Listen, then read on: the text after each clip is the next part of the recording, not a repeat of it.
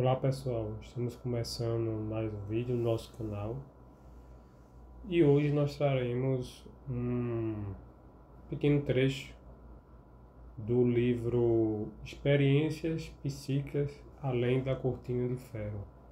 É um livro que foi resultado de uma visita de duas pesquisadoras americanas à então União Soviética. E lá elas tiveram contato com vários médiums ou paranormais, né, como é mais comum na linguagem do escopo de trabalho delas, né, na área da parapsicologia, na área de fenômenos, comum chamar de paranormais, que muitas vezes são médios, outras vezes não, né, são pessoas que têm habilidades, vamos dizer assim, especiais, que transcendem a questão puramente material, né? Então, elas nesse livro, Experiências Psíquicas Além da Cortina de Ferro, trazem vários casos interessantes de contatos que elas tiveram na União Soviética.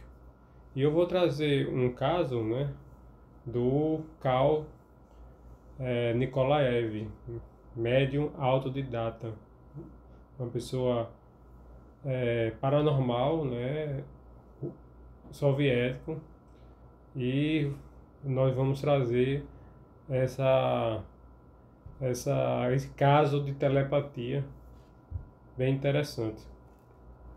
Então, no livro ela diz: no dia 19 de abril de 1966, Karl Nikolaev, excelente criatura, misto de soviético, jornalista de Moscou e atarefado, ator dramático, desceu rapidamente a rampa do avião na cidade de Novosibirsk. Acho que é isso, mas vamos seguir, né? Como quase todas as pessoas que chegam a esse aeroporto, Nikolaev viera pôr à prova uma teoria científica. A Akadem Gorodok, ou Cidade da Ciência, dessa cidade, é um lugar especial que rebrilha qual miragem nas brancas planuras da Sibéria. Os soviéticos construíram essa distante cidade e encheram-na de amenidades para os cientistas.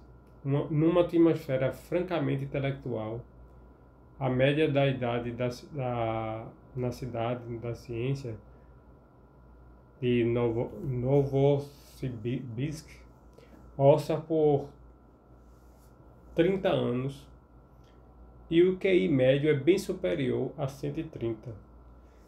Nikolaev foi conduzido ao quarto, número 601, do hotel do Vale Dourado e ali se encontrou com um contingente de cientistas no ramo siberiano da Academia Soviética de Ciências, que a receberam efusivamente.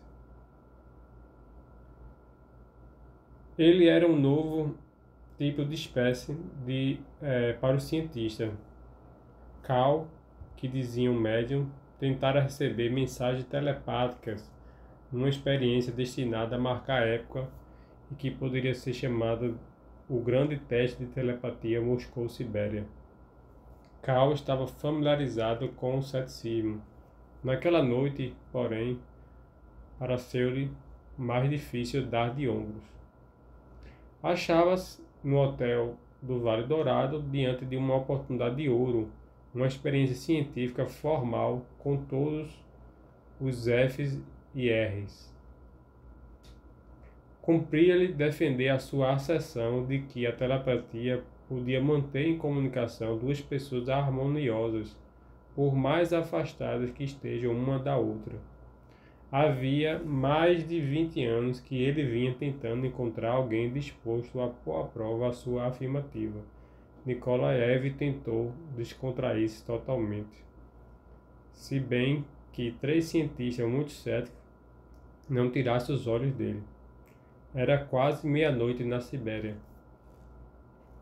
A centenas de quilômetros de distância, em Moscou, os relógios do Kremlin deram 8 horas. Yuri Kamensky, um biofísico, foi interrompido em seus próprios esforços de descontração por uma comissão de cientistas que lhe entregaram um pacote selado. Em seguida, fecharam a porta da sua sala à prova de som, calor e eletricidade. Eu não sabia que fora designado para enviar uma mensagem telepática a Nikolaev, contou Kaminsky. Só sabia que haveria 6 objetos e que a comissão me traria cada um deles separadamente. O tempo de transmissão era de 10 minutos por objeto. O primeiro pacote que me deram continha uma mola de metal de 7 espirais apertadas. Apanhei-a, passei os dedos pela mola. Deixei que a sensação e a vista dela me penetrasse. Ao mesmo tempo, figurei o rosto de Nikolaev. Imaginei-o sentado à minha frente. Em seguida, mudei de perspectiva e tentei ver a mola como se estivesse olhando por cima do ombro de Cal. Finalmente, tentei vê-la através de seus olhos. A uns 3.000 quilômetros de distância dali, Nikolaev ficou tenso.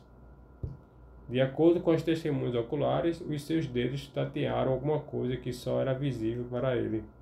Escreveu, redondo, Nikolaev, escrevendo essa possível transmissão telepática a 3.000 quilômetros de distância. Então tá ele tentando descrever, redondo, metálico, brilhante, reentrante, parece uma mola. Quando Kaminsky, se concentrou na impressão de uma chave de fenda com um cabo preto de plástico, Nikolaev registrou. Longo e fino, metal, plástico preto. Mais tarde, Kaminsky observou. Parece-me que todas as pessoas têm a capacidade de mandar e receber telepatia.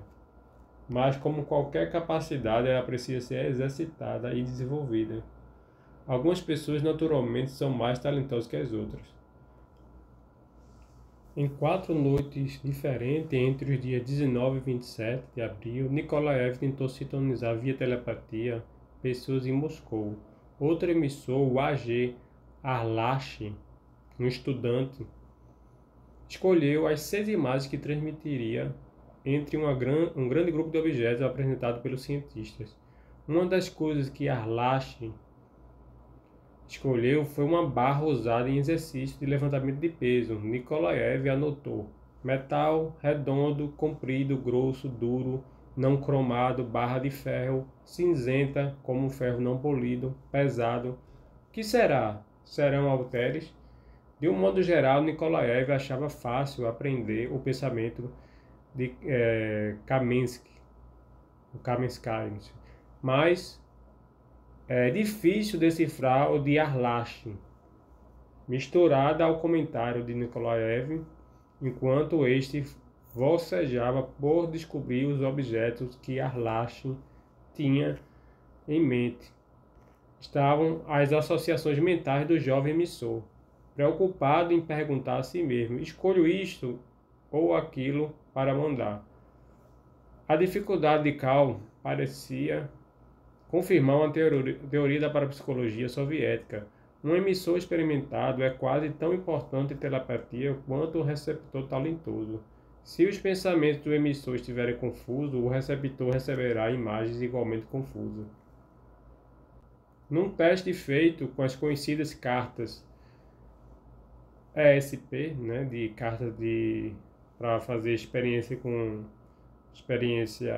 extrasensorial, Nikolaev, na Sibéria, tentando adivinhar as cartas que estavam sendo descobertas em Moscou, identificou corretamente 12 em 20, porcentagem muito superior de 5 em 25, predita pela teoria estatística. De acordo com o Dr. Hippolyte Kogan, diretor do Centro de Pesquisa de Psy em Moscou, que dirigiu a prova, há uma probabilidade em 1000 de se conseguir o mesmo resultado por acaso. Entretanto, é um teste é um pouco em matéria de prova. E aí ele vai trazer outras situações. Vamos encerrar para fazer um breve comentário. Então, pessoal, o fenômeno da telepatia é um fenômeno que, apesar do capítulo dizer o médium de Kolaev, né, ele não é um fenômeno necessariamente mediúnico, ou seja, é um fenômeno que não tem necessariamente participação dos espíritos, né? Pode haver espíritos contribuindo nesse processo, a gente não sabe, mas é um fenômeno psi, né? Estudado pela parapsicologia e pelos pesquisadores da metapsíquica, né? Que também tinha esse nome lá, depois de Kardec, e depois se tornou parapsicologia. Mas é um fenômeno bastante interessante, né? Por quê? E porque tem a ver com o espiritismo? Porque é um fenômeno que denota, que a gente sempre vem falando aqui no canal, fenômenos que estão além das percepções usuais material. Então, a física, ela não permite, no seu escopo material, dentro do que ela trabalha, ela não trabalha com essa possibilidade, a física tradicional e os cientistas materialistas, de que a pessoa pode se comunicar psicamente, né, sem um recurso tecnológico a não sei quantos mil quilômetros de distância.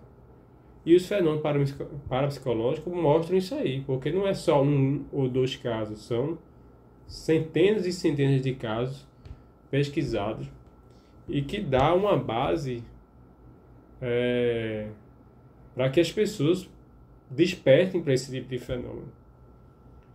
Esse paranormal, né, comprovou aí, evidenciou que tinha essa habilidade. Algumas pessoas têm mais habilidade que que as outras, mas assim, a telepatia, ela surge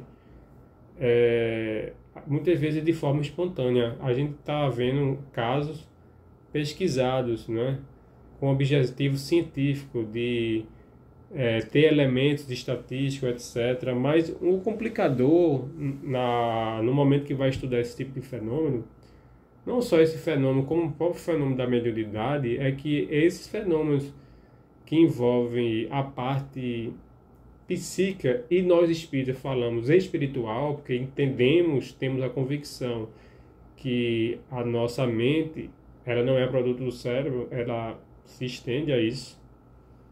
Existem fatores subjetivos do meio que interferem. Então é sempre muito difícil pesquisar em laboratório, seja fenômeno mediúnico, seja fenômeno parapsicológico, porque tem questões subjetivas do meio, tem um estresse, tem um ambiente que não é favorável.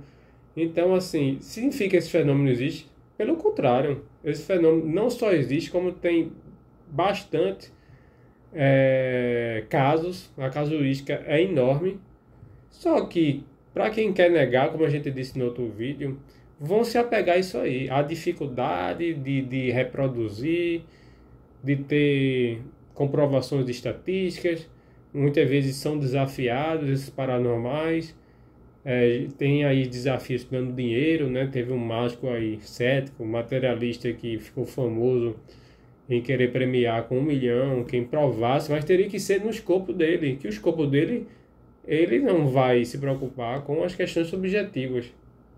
Então, existe sim pessoas que têm essa habilidade, mas essa questão da telepatia, ela se dá muito também com as pessoas que têm afinidade. Então é muito comum no seio familiar esse tipo de aviso telepático, essas percepções extrasensoriais. É uma mãe que tem uma conexão com o filho, é um marido com a esposa, não é? É um acidente que acontece e vem aquela angústia imediata. Isso é da alçada do espiritismo também e das pesquisas parapsicológicas, porque trabalham com questões que o materialismo não dá conta. não é? Então é por isso que o Espiritismo ele é extraordinário, porque ele vem trazer, não é, o estudo de todo tipo de fenômeno que envolve a parte espiritual e nos dá um conforto, porque a gente sabe que essa base é uma base bem sólida, né? Essa questão da quantidade de evidências que nós temos, de casuísticas, mostrando a natureza espiritual do ser humano, não é? Essa influência subjetiva